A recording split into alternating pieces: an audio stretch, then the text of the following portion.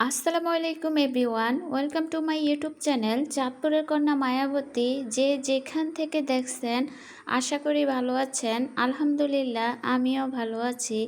আজকের ভিডিও শুরু করে দিলাম নাস্তা থেকে, সেই সাথে আজকে আমাদের বাড়িতে কি কি আয়োজন হয়েছে সেগুলো শেয়ার করব আপনাদের সাথে।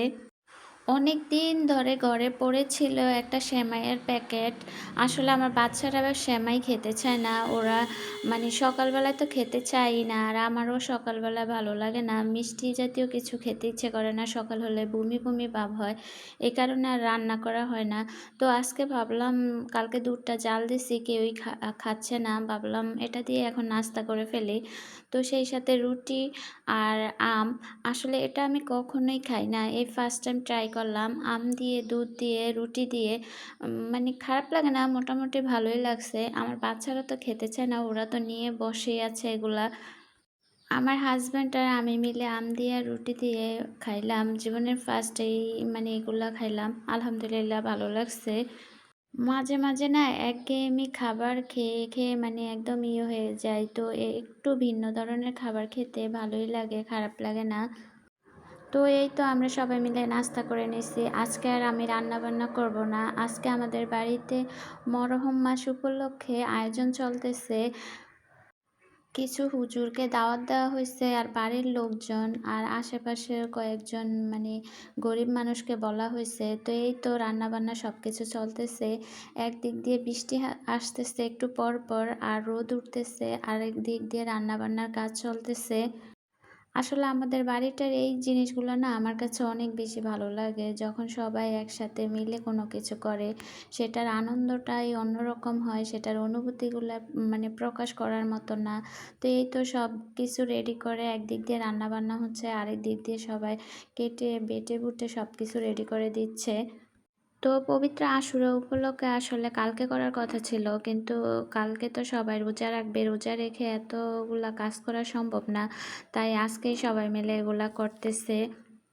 যখন সবাই মিলে এই বিশেষ আয়োজনগুলা করে, তখন না এই আয়োজনগুলার আয়োজন থাকে না, এটার আনন্দটা আরও দ্বিগুণ বেড়ে যায়। চোখের দেখতে যে কি ভালো লাগে সব কিছু।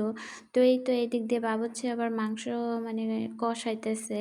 ওনার হাতের তরকারি অনেক বেশি টেস্ট হয়। আমাদের এইদিকে যত বিয়ে বলেন, তারপরে যে কোনো অনুষ্ঠান বলেন, এই আঙ্কেলটাই সব কিছু করে, রান্না করে।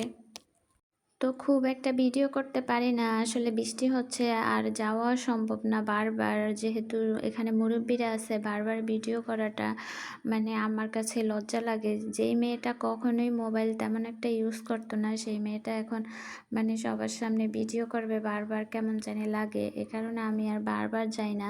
আমার চাচি শাশুড়ির হাতে মোবাইলটা দিয়ে উনি আর কি এগুলা রেকর্ড করে আনছে।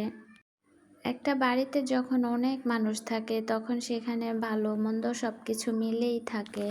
তো ভালো হয় সবার সাথে, আবার যখন কোনো ব্যাপার নিয়ে একটু হয়, তখন আবার খারাপ লাগে যে না, মনে হয় একা থাকলেই ভালো হতো। আবার যখন এইসব ব্যাপারগুলো চলে আসে, তখন অন্যরকম একটা ভালো লাগে।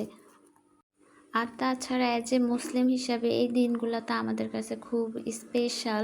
তো স্পেশাল দিনগুলো যদি আবার একটু অন্যরকম আয়োজন করা হয়, তাহলে তো আরও বেশি দিনগুলো আরও বেশি আনন্দের হয়ে ওঠে। তো এই তো একদিক দিয়ে রান্নাবান্না হচ্ছে, আরেক দিক দিয়ে যে এখন সালাদ কাটতেছে।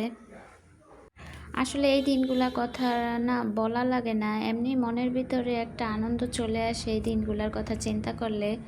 আর যখন বাড়ির সবাই মিলে একটা কিছু করে, সেটা তো অন্যরকম একটা আনন্দ লাগে, ভালো লাগে। তো আমাদের গরুর মাংস কিন্তু রান্না হয়ে গেছে, এখন হাড় দিয়ে তারপরে যে ডাল দিয়ে রান্না করতেছে। তো হাড় আগে ভালো করে করে নিচ্ছে, কষায় নিচ্ছে, এখন আবার ডাল দিয়ে কষায় নিচ্ছে।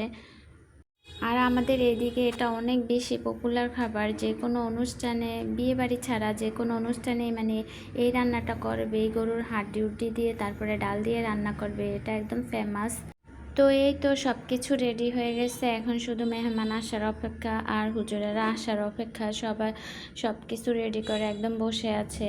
তো আজকে এই পর্যন্তই। যারা আমার ভিডিও সব সময় দেখেন, তাদেরকে অসংখ্য ধন্যবাদ। অবশ্যই আমার ভিডিও দেখে লাইক এবং কমেন্ট করবেন। আর যারা নতুন নতুন আমার চ্যানেলে আসেন, তারা অবশ্যই আমার চ্যানেলটা সাবস্ক্রাইব করে আমার পাশে থাকবেন। আপনাদের দেওয়া কমেন্টগুলো পড়তে আমার অনেক বেশি ভালো লাগে। আমি আপনাদের দেওয়া কমেন্টগুলো পড়ে অনেক বেশি উৎসাহ হই। তো এই পর্যন্তই। আল্লাহ হাফেজ।